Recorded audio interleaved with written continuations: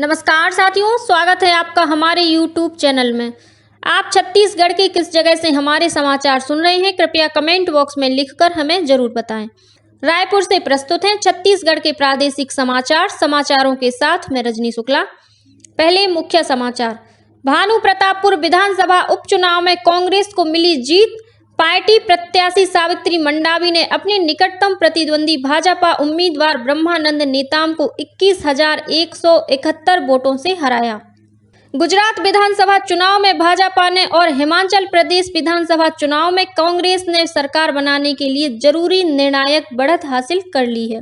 मुख्यमंत्री ने गोधन न्याय योजना के हितग्राहियों के खाते में करीब 8 करोड़ रुपए ऑनलाइन तरीके से जमा कराए और प्रदेश में अगले 2-3 दिनों तक ठंड में कमी आने के आसार। चक्रवाती तूफान मंडोस के प्रभाव से बस्तर संभाग में 1-2 स्थानों पर हल्की वर्षा होने की संभावना। अब समाचार विस्तार से। छत्तीसगढ़ में भानुप्रतापपुर विधानसभा सीट कांग्रेस ने दोबारा जीत ली है। यहां हुए उपचुनाव के नतीजों में कल कांग्रेस प्रत्याशी सावित्री मंडावी ने अपने निकटतम प्रतिद्वंदी भाजपा प्रत्याशी ब्रह्मानंद नेताम को 21,171 वोटों से हराया। सावित्री मंडावी को 65,479 वोट मिले, वहीं ब्रह्मानंद नेताम को 44,308 मत प्राप्त हुए। तीसरे स्थान पर रहे सर्व आदिवासी समाज के उम्मीदवार अकबर राम कोर्राम ने 23,417 वोट हासिल किए। भानुप्रतापपुर उपचुनाव में जीत की खबर मिलते ही प्रदेश कांग्रेस के रायपुर स्थित कार्यालय में कार्यकर्ता जश्न मनाने लगे। यहां कांग्रेस दफ्तर के बाहर कार्यकर्ताओं ने मिठाइयां बांटी और आतिशबाजी की। इसी तरह कांग्रेस के जिला दफ्तरों में भी जश्न का माहौल रहा। इस उपचुनाव में मिली जीत को मुख्यमंत्री भूपेश बघेल ने कांग्रेस के प्रति आदिवासियों के विश्वास का परिणाम बताया है।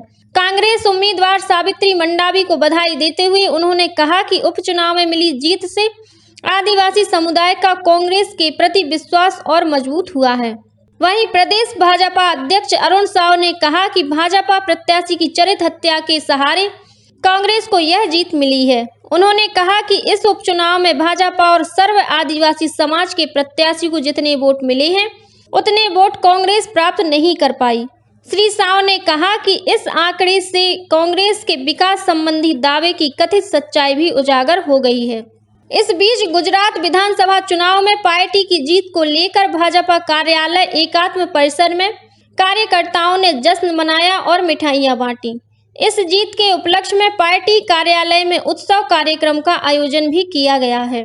गौरतलब है कि कांग्रेस के वरिष्ठ नेता और छत्तीसगढ़ विधानसभा के उपाध्यक्ष मनोज मंडावी के निधन के कारण भानुप्रतापपुर सीट पर उपचुनाव कराया गया। गुजरात विधानसभा चुनाव में भारतीय जनता पार्टी ने और हिमाचल प्रदेश विधानसभा चुनाव में कांग्रेस ने सरकार बनाने के लिए जरूरी निर्णायक बढ़त हासिल कर ली है। आम आदमी पार्टी ने 5 सीटें जीतकर पहली बार गुजरात विधानसभा में अपनी जगह बनाई है। उधर हिमाचल प्रदेश विधानसभा चुनाव में कांग्रेस ने स्पष्ट बहुमत हासिल कर लिया है। यहाँ 3 सीटें निर्दलीय उम्मीदवारों ने जीती हैं। जनता कांग्रेस छत्तीसगढ़ के अध्यक्ष अमित जोगी ने कल जांजगीर चांपा जिले के बलौदा से जन अधिकार पद यात्रा शुरू की। इस यात्रा में उनकी पत्नी ऋचा जोगी सहित पार्टी के अन्य पदाधिकारी और कार्यकर्ता भी शामिल हैं। यात्रा की शुरुआत के मौके पर जनसभा को संबोधित करते हुए अमित जोगी ने कहा कि वर्ष 2023 के आगामी विधानसभा चुनाव में उनकी पार्टी किसी अन्य दल के साथ गठबंधन नहीं करेगी। उन्होंने राज्य सरकार पर आरोप लगाते हुए कहा कि इस समय प्रदेश में विकास ठहर गया है। अमित जोगी ने कहा कि उनकी पार्टी के कांग्रेस में विलय की कोई संभावना नहीं है। जनसभा को ऋचा जोगी ने भी संबोधित किया।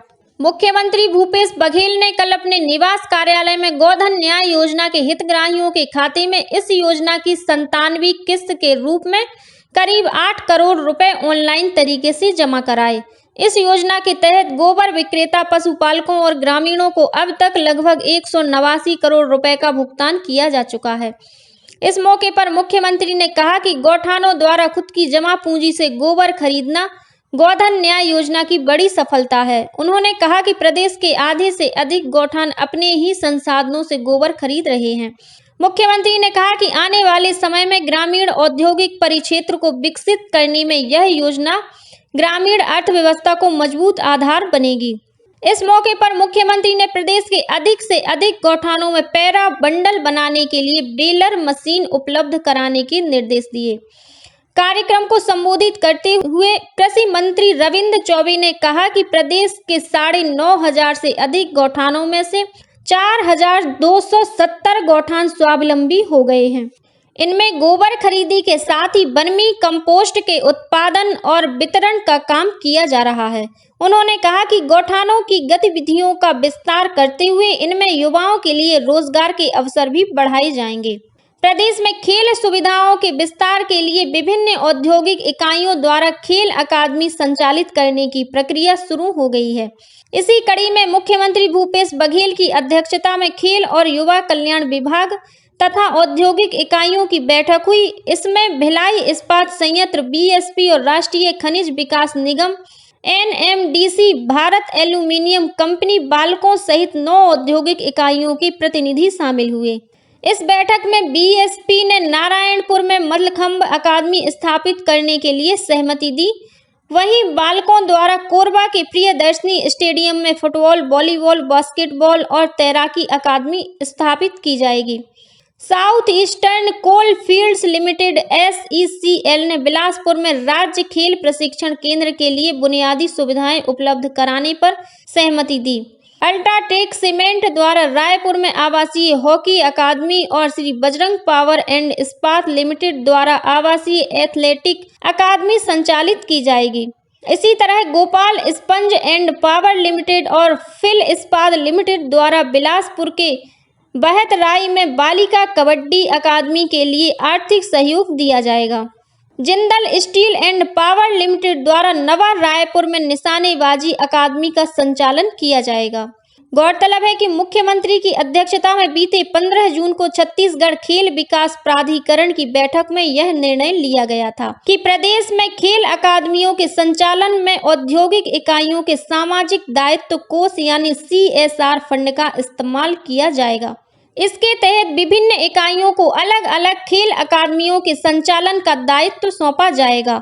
उद्योगों द्वारा संचालित होने वाली इन खेल अकादमियों में राज्य के खिलाड़ियों को आधुनिक प्रशिक्षण के साथ ही भोजन, आवास और शिक्षा की सुविधाएं निःशुल्क प्रदान की जाएंगी।